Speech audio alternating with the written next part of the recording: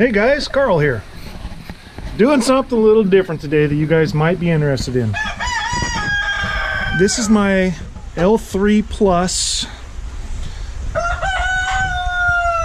Scrypt miner. Chickens can't quite say L3 Plus yet. It's a Scrypt miner basically for Litecoin. It does other tokens like Feathercoin, Digibyte. And I work with a company called Pro Hashing so that I can get payout in whatever I want to, including Bitcoin, IOST. I'm also taking payout in Ethereum Classic, as well as Litecoin, Bitcoin, and Populous. So what we got here, we're at about peak sun. Batteries are sitting about 13.3, 13.4.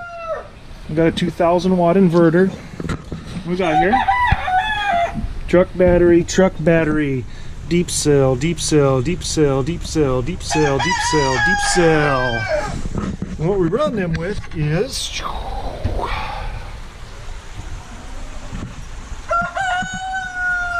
we've got about a dozen panels wired in at each of these junctions. Why don't you guys hush, man? Just hush. So like I said, we've got 24 panels up there. I think I have a couple dead ones, so I'm not getting full. But I've got the Cat 5 cable wired into the router. So we're going to fire this up. It is now 5 minutes to 2 on the Pacific coast. And we're going to fire this up and see just how long I can run my L3 Plus with pretty much full charge. To let you guys know the idea about cryptocurrency mining on solar and just what it really takes. So, let's find out.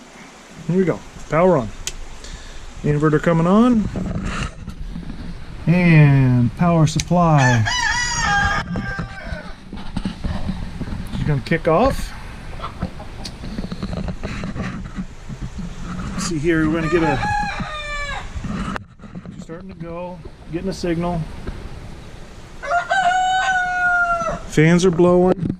I like to take the extra cool air over here and blow them over the cords because they do get warm. I have had fires with these, so I take the extra and blow it toward the power supply and underneath the cords.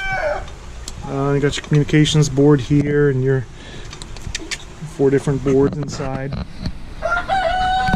When this kicks off, very shortly, we should see a rapid rise in the power level. It should take almost half the power of this inverter. We should be running about 1,000 watts on this. So like I said, we're already down to 13.2 just because of the startup. And I haven't cleaned it all up yet, but it's not too bad over here. We're jumper. There she goes.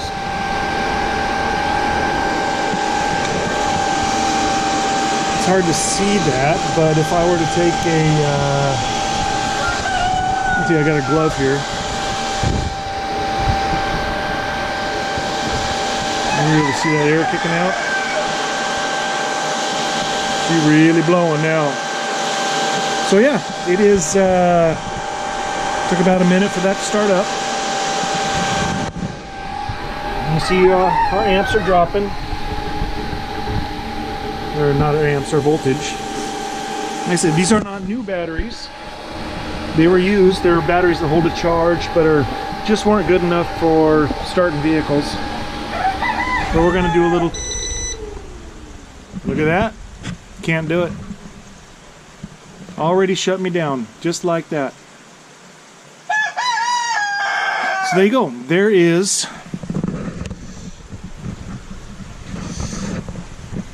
She just shut me off. So there. That gives you an idea what kind of power draw it takes to run one of these. And what you can get with these smaller solar systems. Anyway, it was just something to try. I thought you guys might be interested.